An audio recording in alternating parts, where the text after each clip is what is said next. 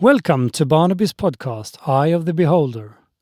Barnaby's is one of the leading search engines for art, design, antiques and collectibles from over 3,000 auction houses worldwide.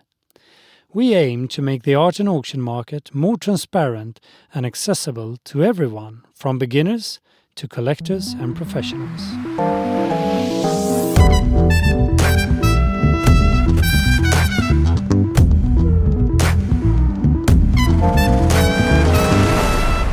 In today's episode, we meet Arwel Richards, classic and modern exotic car specialist for Silverstone Auctions. Welcome to Barnaby's podcast, Arwel.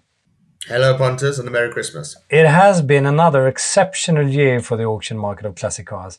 At Silverstone Auctions, you achieved no less than 6 new world records with diverse range of cars in 2022 alone.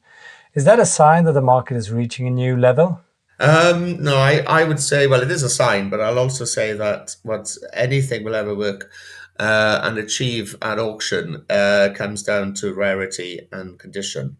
And those particular cars came at the right time. The market is evolving as it is for any collector item. As you would know, the market for your average bit of brown furniture, which you can find in any antique shop or any auction house up and down the country, they remain static. But if you chuck a bit of a Chippendale bookcase in, which everybody wants, regardless of where the auction is taking place, it'll always achieve. But if you throw in excellent marketing skills and pretty good PR, we achieve what we did. But would you say then that the market is healthy? I'd say the market is healthy. I would always everybody asks me, what's the car to buy? And the only thing I would say is, you buy what you like and you don't treat it as an investment. You enjoy it as a piece of art, like the Diana car or the XJS that we not only broke, we had a new world record, but we broke the previous world record for a Jaguar XJS set by us by £65,000. That's a piece of art. It's an undrivable car. However, if you're talking about a 45,000 mile modern Porsche, of which there are many hundreds for sale, those in the coming months where there's going to be a bit of pain next year, particularly those who are financed and are maintaining their cars as part of a lifestyle and not as part of an investment or collection enthusiast level car. The average car, of which there are many, the market, I think, is going to contract for those. It sounds a little bit like the watch market and, well, in the market in general, obviously. Yeah. Yes. So, but who are the buyers at auction? Is it middle-aged and older men, and mainly from Europe and US, as it once was? Or has that changed last decade, just like many other categories in the auction industry, to become more global audience? Well, thanks to certain people voting for Brexit in the UK, we lost the European market overnight. Not only we used to welcome our European buyers into the auction hall, they stopped bidding online. The uncertainty over tax issues and the VAT situation, probably 30% of our buyers were lost overnight, and that happened in the UK. Since then, they're slowly coming back. We do still have US buyers because things haven't changed. And for the Diana car, for example, that was probably my biggest market for the US in the terms of how many US people to be dealing with. And I actually had a phone bidder who was opening up a museum for dead celebrities, which was a awful concept. But she was a bidder, and I had to handle her, and she was pretty crazy. And she dropped out of 300,000. She didn't even have a car. She had no interest in, so she had no interest in buying it as a collector. She was buying it as a statement piece. But, the UK, Paris in February at the Retromobile event, that launches the new auction catalogue or the new auction season. But I still think the UK is still the epicenter of the European classic car market. Yes, you've got Monterey and you've got RM and Gooding doing great things in the States, but that is a level beyond where we are. When a car sells for 22 million or 44 million for the GTO, that is a different market, but in essence, they're the same. It's the same person who queues up to get a coffee from the coffee station at the auction hall. It's the same people who queue up to come into the auction hall, whether they're buying £1,000 car or a £44 million car. But they are largely middle aged. And what we've done so well, because we're a new company, we're only 12 years old, is that traditional auction houses in the UK are fit into two categories, or they did. You had the low rent, um, practically agricultural auction market where they'll sell sheep on a Tuesday and furniture on a Wednesday. And then the other side of the coin, you had the snooty Bond Street, Pinstripe, Sotheby's, Bonhams, Phillips, Christie's, and they sold cars. And then we came on the market, and we basically found our own niche by accident, where we were dealing with self-made people, and it makes no difference if somebody like a client of mine had sold a company for 750 million last year. He is still having a chat with a chap who delivered our transport, who delivered a few cars. The self-made enthusiasts, they have a value. They understand value and they understand money, and they won't overpay unless they really, really want the car. But the market has changed, and we've adapted to it. But when you mentioned in the beginning, you said that the market is mainly in UK and US. Does it Yeah. mean also that the majority of the great collections are in those countries, or do you also sell collections from Sweden or Spain or France or whatever? Yeah, well, ironically, the greatest collections are collections that nobody knows about. You know, I've been doing this for 10 years, and I'm still meeting people with collections that nobody knew about. And there are Gullwings in there, and there are Muras in there, and nobody knows, and nobody knows them. And a lot of clients don't even tell me what cars they've got, and usually in a kind of a humble way. But then if you go to Switzerland, I know of a big collection in Switzerland just by word of mouth.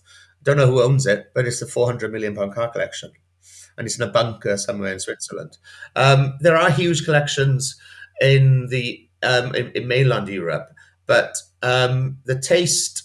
So going back to how Brexit affected our European buyers, when the Jaguar E-Type market exploded and we were getting £300,000 or £500,000 for an outside bonnet lock early E-Type, it raised the value of the other E-types. So they've gone from 50,000 to 100.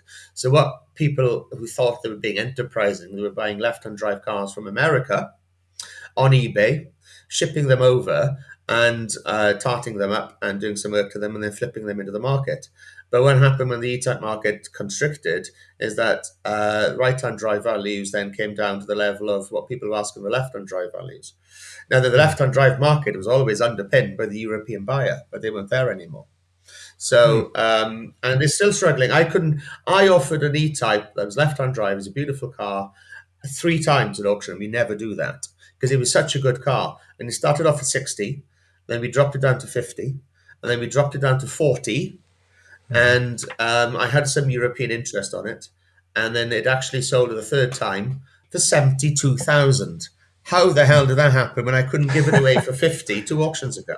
So, but the European taste in cars tend to be older, so literally old timers. Your pre-war cars and your pre. I think I will say it's the E-type that is the watershed. You had cars that came before the E-type and the cars that came afterwards. And the Netherlands in particular, they love pre-war cars, whereas the UK market is beginning to, well, they're literally dying off. People, granddad's Bentley is being sold by the grandkids because they don't understand how to drive it. Whereas, particularly in the Netherlands and Germany, they understand it. And France tends to be more big luxury cars from the 40s, 50s, and 60s. You started to be an antique appraiser, actually, but how come you ended up choosing cars over antiques? My first antique I sold was at auction, and it was totally illegal on both counts because I grew up in a big house, but we sold our house when I was in my when I was about 11. So we had a lot of furniture and paintings and things in the attic that nobody wanted. So I'd help myself. and then I'll catch the bus to Carmarthen, which was about 20 minutes away. And there'd be and they're everywhere, a little Chinese Dow watercolor, a small, tiny, thin reeded frame. You see them everywhere. I think I got about 20 quid for it. But to think, and I wasn't always bald, but when I was 12, I probably looked about 14, and I'd enter it into the auction and sign the contract, which obviously you can't do when you're 14. And he was sold, and I'd buy and sell little bits and bobs. Then my mother went up to to the attic one day and realized and thought we'd been robbed. But Yeah. that was my first love, furniture and anything that is well made. I think if to work in this industry, you have to appreciate it as something that is quality and well made.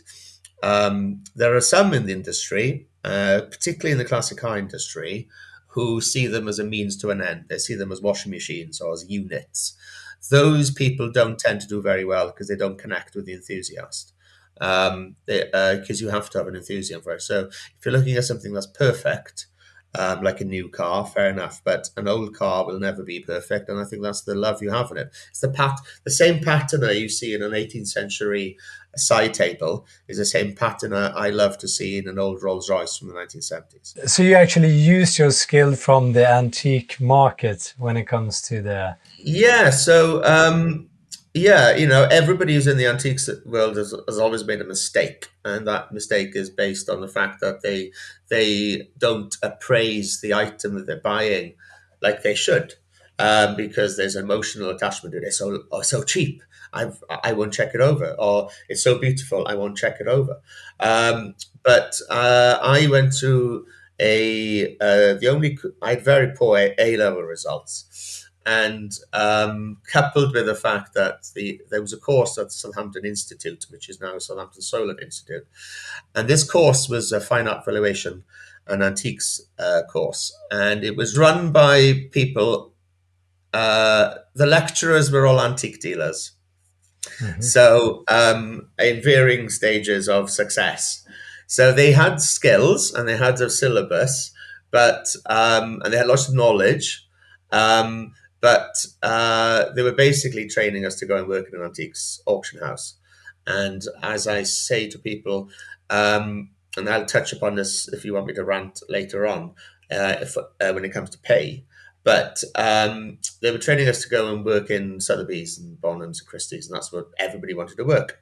Um, and the basic pay in 2001 in Bonhams in Bond Street, and there was no commission structure, was £13,000. I think today that's gone up to about 28,000.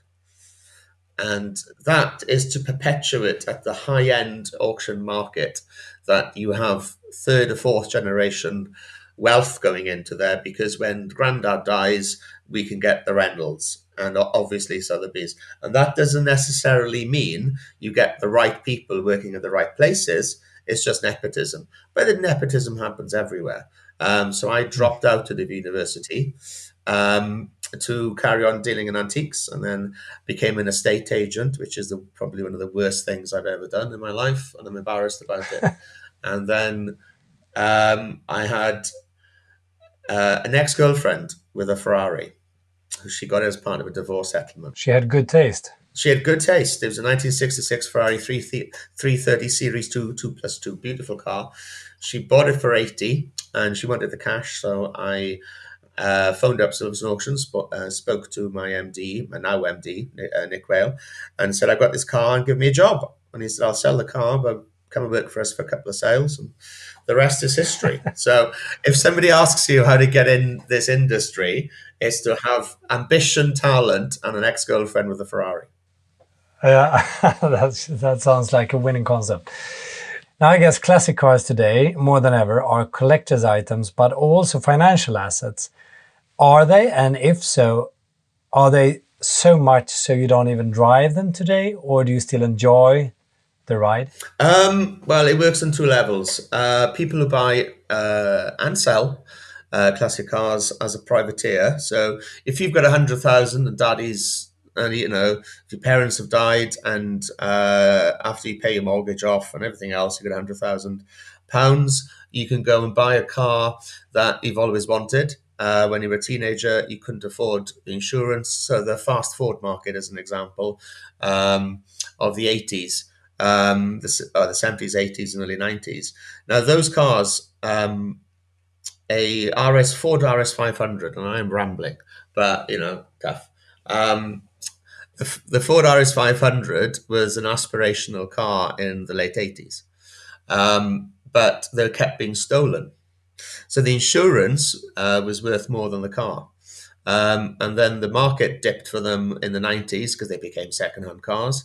And now they sell for over 100,000.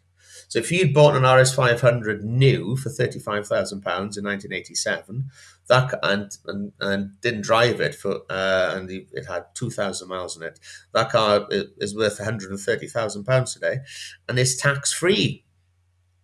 So because it's a depreciating asset, so there's that to factor in. But every serious car collector, or anybody you meet in a local car show, will tell you about the cars they shouldn't have sold, but they sell them because for most of the part they're daily drivers. But there are two kinds. It's very sad to see a car with delivery mileage on it. So this XJS convertible I sold, that car, it was sad in a way because it hadn't been driven, but plenty had been driven and plenty didn't survive. This was the best example of the XJS convertible you'd ever see in the world. And so that was bought as to go into a collection, and that collection is of very special low mileage cars, because they're perfect, they're original. However, you've got the other side of the coin where I've got a collector who will buy two of everything. So he'll buy the best restored Aston Martin, and not drive it and just look at it and just love it. And then he'll also buy a slightly crappier version with bad paint and tears in the seats and with 100,000 miles on it, so he can drive that. And what he finds hilarious, and he said this, is that he'll rock up to the pub and somebody will come out after a couple of drinks and say, "Oh, your car doesn't look very good. It's rusty and its paint is flaking." Obviously, he won't tell him he's got a car with 2 million quid, which is what this car would look like if it got restored. But he couldn't enjoy it. The worst thing about restoring a car is, to a level, I've got an old Rolls Royce and it's got original paint and it's flaking and it's not, it's shabby. But the worst thing is, if I spent £10,000 repaying that, I wouldn't drive it into a field to deliver a couple of cans of beer to my friends who are fencing on their farm. I could do that in that car. But if I just spent 10 grand on it, I wouldn't want to drive it.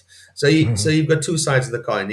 But most of the people who buy the cars are collectors and enthusiasts. The worst kind, though, however, are people who are purely investors, and they'll go and spend a fortune on Ferraris. It's usually Ferraris, and just lock them up in the garage and then not do anything to them for 5 years. Well, these are machines. If you don't use a machine, they have issues, and then they expect an automatic profit. Those are the type of people I don't like dealing with, because there's no passion or enthusiasm there. It's a bottom line. I can imagine. But are there any particular trends you see in the market right now? I mean, some years ago, we were talking about the Ferrari. Everyone communicated this enormous rise in prices and prices at auction. Then you heard a lot about the Mercedes, for example. And now this year has been some new world record for Porsches, for example, the other week. What's next? The only thing I could tell you is, if it's rare, and I'm not talking rares in production models, the XJS convertible, I think they built 65,000 of them, and you could go buy one for 10 grand, and I sold one for 136,000. What is next is if you find something that is unrepeatable. So in every village or in every town, there's old Mrs. Jones's house. That's what I call it. Mrs. Jones's house. And Mrs. Jones has lived there for all her life, and all her family have lived there for lives, and they've done nothing to the house. So it's totally original. The original fireplaces, the original floors, the original windows, and it is beautiful. And the garden is beautiful. And that's the house that everybody wants to buy, because it's so original, and it hasn't been mucked about with. And that's the value. Now then, there used to be a barn find So if you put a bit of dust, if you dragged a car out of a barn and it hadn't been driven for 30 years, but it was so original and hadn't been restored, those were the cars that were making crazy money. Um, a couple of years ago. Most of these now, and they tend to come here from Mrs. Jones's garage probably, but they come from deceased estates. What is next? As I keep repeating myself, low production number, low mileage, original, unrestored. That's what's next. So you've got to go find it. Don't go and buy a 40,000 mile Porsche from 2010 because they will never go up in value because they made too many of them. And even the special editions, they are not the car to buy to try and make money on. They're the car to drive and own and love, but they're not a car to make money on. Buy something you love and enjoy. A true connoisseur, and I say this term loosely, without being pretentious, is if you buy a watch or if you buy a painting, if you buy a chair for a tenner from an auction house or something you love and to look at, be it a car. Every time I get a car, I have a glass of wine and a cigarette and I sit outside and I look at that car. And I with rose tinted specs on usually because they don't tend to be very good to look at because but you look at them, you just go yes, and you appreciate the swoops and the lines because these things have been designed. Antiques, watches, they've all been designed to be functional but also to be beautiful. So that leads me to the next question. Actually, what comes first for you, design, prestanda, or brand? Brand, you see, there's brand awareness. So let's talk about watches for a sec. For example, right? I have a couple of watches. My favorite. So I'm wearing a tag. For some reason, I got them there. So there's a tag here, right, which is worth 5 times what this Amiga is, right? So I paid £200 for that Amiga. It's from 1970s. I think it's called a Cobra Shark or something, right? It's cool. It's funky. It'll cost more to service this than it would cost to service my Jag. Crazy, right? So it doesn't keep very good time. I love this watch, but it's worth a quarter of that other one. So yes, there's a nice brand to it. I think Amiga is a better brand awareness. But it just looks stylish. That just looks like any other watch of its type. When it comes to cars, I have a Rolls Royce. So you can't get more pinnacle of a brand there.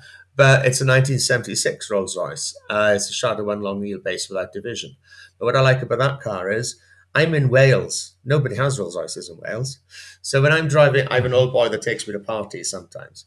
And when I'm driving along in that, or I'm sat in the back having a whiskey and a cigarette, it's hilarious because people go, who the hell is that? And also the car's quite shabby. And then if that was a modern Rolls Royce Phantom at £500,000, people would hate you. But in this car, it's hilarious because it's just, So, but then the design is beautiful because it's of its period.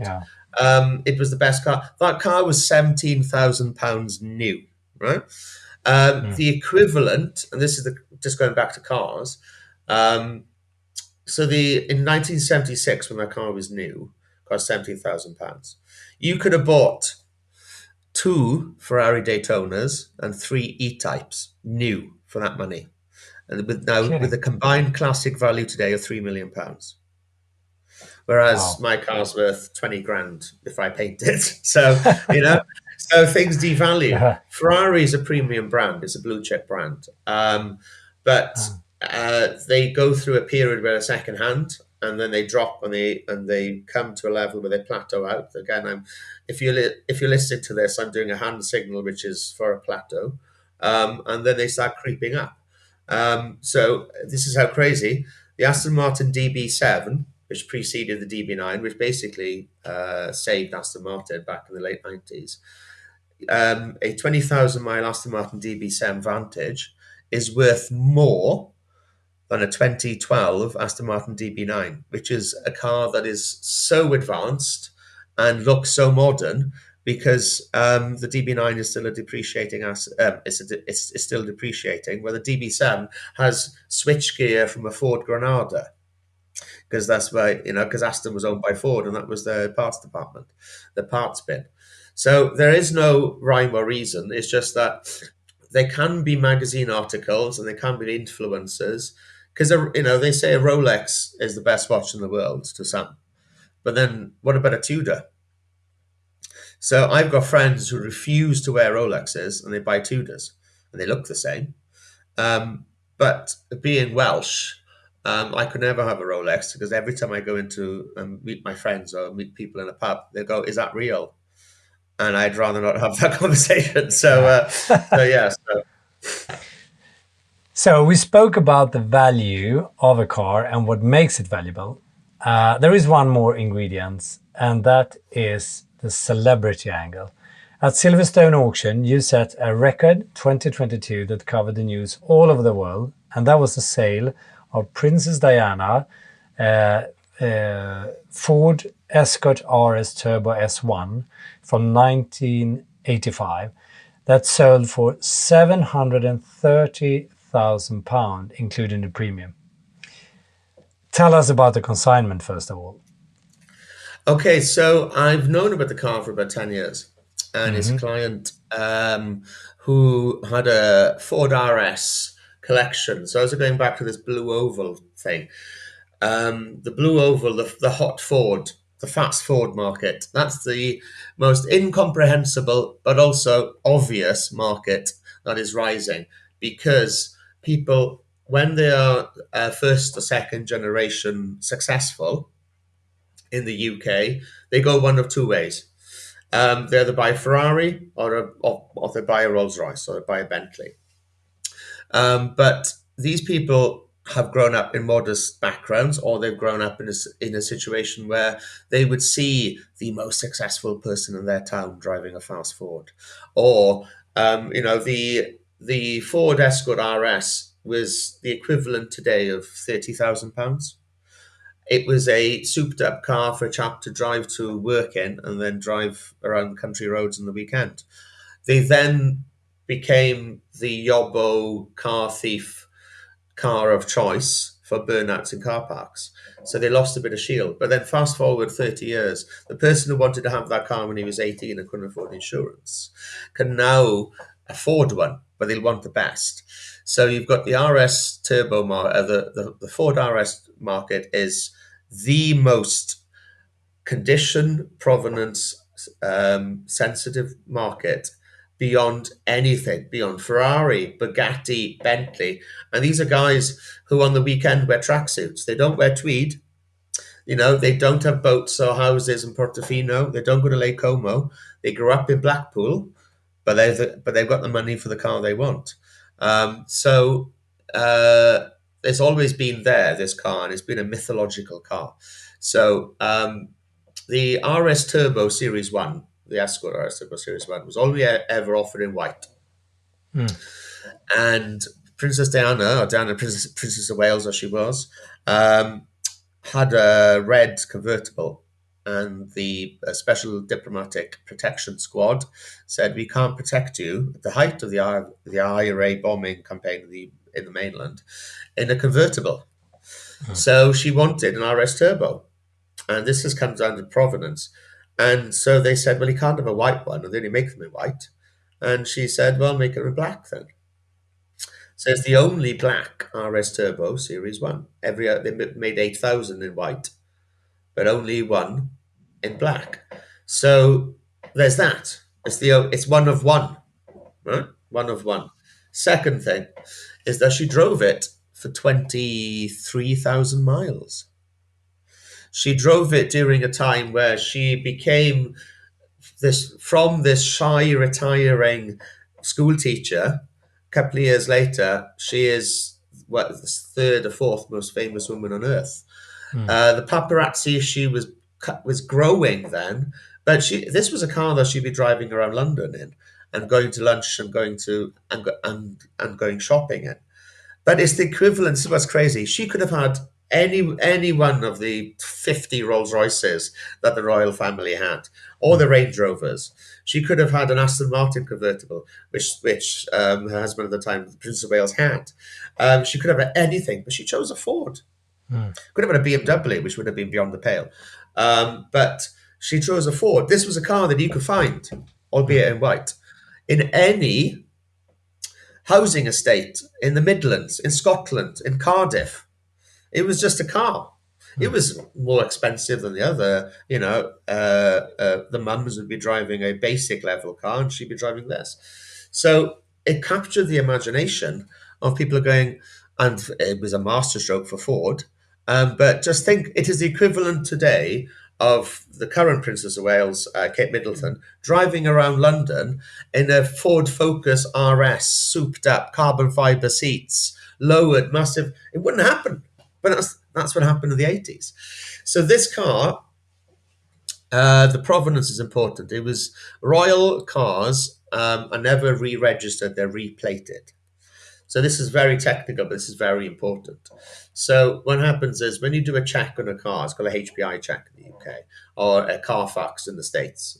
You will see that it's on a number plate change. So if you put a private plate in a car, there'll be a warning to say it's on a plate change. With a royal car, you get a warning, number change, the registration number's changed, but they won't tell you what that was. So that was to protect people from profiteering from, and this is what happened in this case, which is hilarious, from profiteering from selling an ex-royal car. Now then, what happened? The car was given back to Ford, and then somebody in the department of Ford wanted it for his wife, and I'm doing inverted commas, and hopefully they won't sue me, but it's blatantly obvious what they did. And they kept it for 6 months and then sold it to Capital FM, the radio station in London, offered it as a prize. That the woman who got it as the prize sold it to a local garage very quickly, and the penultimate owner bought it. Was called Mr. Windsor. Bought it, kept it for 10 years, and then my client bought it. And it was never really shown. It was photographed in some places, but it was never really shown. And he'd get people offering money for it, but the time was never right for him to sell it. Until I said, well, the anniversary is coming up, and there's nothing in the news. The only thing is in the news at the time was the heat wave and who was going to be Prime Minister of the UK this week. I said, this is going to be a good time because he was there to fill column inches. But the key thing was it was rare. It had provenance. That provenance you could back up because this registration number was then put back onto it. So the cars, when she was photographed, it had the original number plate back on. So that was irrefutable. So there has to be a paper trail, a provenance and a painting going back 500 years. People want to know if it's genuine or not. And this car was as genuine as they could come. And even though I'd never expected it to sell for what it did. And what about the sale then? I guess it was not just the guys from Blackpool that was bidding. Someone else must have been there. Well, the hilarious thing was, anybody will tell you in the classic car world, I know your standard antiques and fine art auction houses do have phone desks. But I spend my absolute life bullying and begging people to get onto a phone list so we can phone them when the car's going through. That's basically what my job is. After get the car in, get people to bid. That's my job. And we had so much interest in the car that I couldn't handle the amount of inquiries. So a lot of people would just phone up and ask how much do you think the car's going to sell for. And I'm more than happy to chat to people, but I'm getting 30 phone calls a day from random people. But the issue that we had was, apart from the press interest, who all wanted individual quotes, was we can handle 18 phone bids in a sale. And that is with a couple of us having two phones at the same time. I was locked in a cupboard on Thursday, the 2 days before the sale, because I had to phone up 58 people who were on our phone list who had registered to bid and tell them, unless they were prepared to bid 100,000, you're more than likely, you won't be owning the car because we have commission interest at that.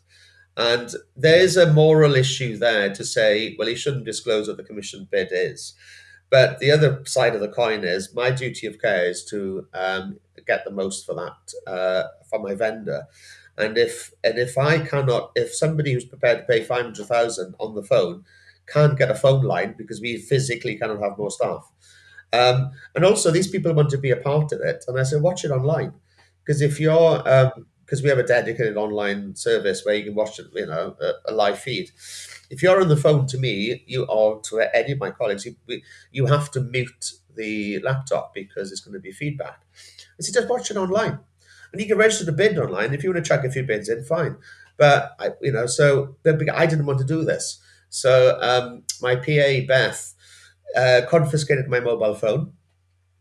Literally, I was locked in a cupboard because I could not do this. It was against every fibre of my being, and I was locked in a cupboard with a lot of old tables and chairs, and they actually fed the landline through underneath the door, the cables underneath the door, and that's where I was. And I had to phone these people, and they were all absolutely fine with it. And they said, "Okay, thanks for explaining it to me, fine."